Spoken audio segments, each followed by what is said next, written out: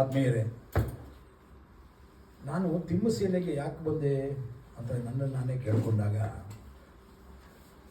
ಏನೋ ಒಂದು ಹೊಸ ಅನುಭವವನ್ನು ಪಡೆಯೋದಕ್ಕೆ ಬಂದೆ ಇಲ್ಲಿ. ಆ ಹೊಸ ಅನುಭವದಲ್ಲಿ ಇಷ್ಟೆಲ್ಲ ಇರುತ್ತೆ ಅಂತ ಗೊತ್ತಿರಲಿಲ್ಲ. ಅದರಲ್ಲಿ ಒಂದು ಅನುಭವ ಯಾವುದಪ್ಪ ಅಂದರೆ, ನನಗೆ ಭಾಳ ಗೊತ್ತಿರೋ ದುಂಡಿ ಇದು. ಬೇರೆ ಬೇರೆ ರೀತಿಯಲ್ಲಿ ಬೇರೆ ಬೇರೆ ವೇದಿಕೆಗಳಲ್ಲಿ ಬೇರೆ ಬೇರೆ ರೀತಿಯ ಕೆಲಸಗಳನ್ನ ಮಾಡಿದ್ದೇವೆ. ಅದು ಹಗಲು ರಾತ್ರಿ ಇವೆಲ್ಲ ಬೇರೆ ಬೇರೆ ಅಂತಹ ಕೆಲಸಗಳನ್ನ ಮಾಡಿರೋವಂಥವನು ಇಲ್ಲಿ ತಿಮ್ಮಸೇನೆಯ ಆಂಗಣದಲ್ಲಿ ಒಂದು ಗೀತಗುಚ್ಛವನ್ನು ಬಿಡುಗಡೆ ಮಾಡಿದ. ಈ ನೆಲ ಈ ಜಲ. ಆಶ್ಚರ್ಯ ಅಂತಂದರೆ, ನನ್ನನ್ನೇ ಮತ್ತೆ ನನ್ನ ಗೀತ ಮಾದರಿಯ ನೆನಪುಗಳಿಗೆ ಅದು ಕರ್ಕೊಂಡು ಹೋಯಿತು. ಯಾಕೆಂದರೆ ಅದನ್ನು ಶೂಟ್ ಮಾಡಿದ್ರು, ಅದರ ಚಿತ್ರಿಕೆಗಳನ್ನು ಕೂಡ ಆ ಹಾಡಿನ ಜೊತೆಗೆ ಬಂತು. ಅದನ್ನು ನೋಡ್ತಾ ಇದ್ದ ಹಾಗೆ ನನಗೆ ಅಡಿಗರು ಜ್ಞಾಪಕ ಬಂದರು. ಕಾರಣ ಏಕೆಂದರೆ ಅವ್ರದ್ದೊಂದು ಕವನ, ಮೌನ ತಬ್ಬಿತು ನೆಲವ.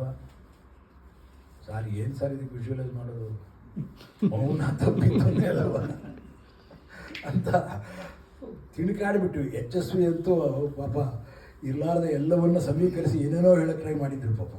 ಆದರೂ ಚೆನ್ನಾಗಿ ಮಾಡಿದ್ದೀವಿ, ನೋಡಿದವರು ಇದೆ.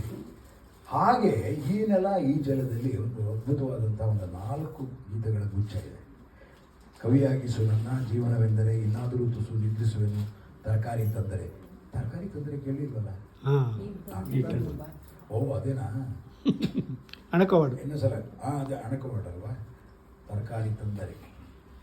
ಒಟ್ಟಿನಲ್ಲಿ ದುಂಡಿಯ ಕಾವ್ಯಕ್ಕೆ ಒಂದು ಮೆರುಗನ್ನು ಕೊಡುವ ಹಾಗೆ ಹಾಡಿದವರು, ಅದರಲ್ಲೂ ನಮ್ಮ ಬಹಳ ಗೊತ್ತಿರುವಂಥ ರಾಘವೇಂದ್ರ ಬಿಜಾಡಿ ಅವನದೇ ಆದಂಥ ಒಂದು ಛಾಪನ್ನು ಮೂಡಿಸಿದ್ದಾರೆ.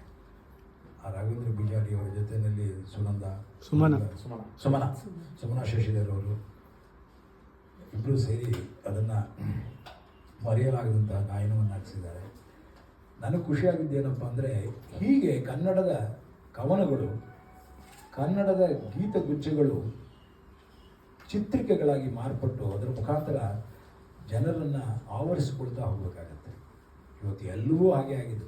ನೀವು ಅದನ್ನು ಪುಷ್ ಮಾಡ್ತಾನೇ ಇರಬೇಕು. ನೋಡ್ರಪ್ಪ ನೋಡ್ರಪ್ಪ ಅಂತ ನೋಡ್ಸೋಕೆ ಶುರು ಮಾಡಿದ್ರೆ, ನೋಡಿದೆ ಅಂತ ಹೇಳಿ ಅದಾದಮೇಲೆ ಆಹಾ ಎಷ್ಟು ಚೆನ್ನಾಗಿತ್ತು ಅಂತಾರೆ. ಸುಮ್ಮನೆ ನೀವು ಹೇಳಿದ್ರೆ ಒಪ್ಪಲ್ಲ. ಹಾಡು ಚೆನ್ನಾಗಿದೆ ಅಂತ, ಹಾಡು ಚೆನ್ನಾಗಿತ್ತಾ? ಇಲ್ಲ ಅದು ವಿಜುವಲ್ಲು ಚೆನ್ನಾಗಿತ್ತು ಅಂತ ಈ ಒಂದಕ್ಕೊಂದಕ್ಕೂ ಒಂದು ಕಾಣಿಕೆಯಾಗಿ ಒಂದಕ್ಕೊಂದು ಸಪೋರ್ಟಿಂಗ್ ಆಗಿ ಸಮನ್ವಯಪಡಿಸೋದನ್ನು ನೋಡಿದ್ದೇವೆ. ಇಲ್ಲಿ ಆ ಕೆಲಸ ಆಗಿದೆ. ದುಂಡಿಗೆ ಶುಭಾಶಯಗಳು, ಬಿಜಾಡಿಗೆ ಶುಭಾಶಯಗಳು, ಸುಮನಾಗಿ ಶುಭಾಶಯಗಳು. ಅದನ್ನೆಲ್ಲ ಇಲ್ಲಿ ಮಾಡಿಸಿದಂತಹ ತಿಮ್ಮಸೇನೆಗೂ ಶುಭಾಶಯಗಳು. Thank you.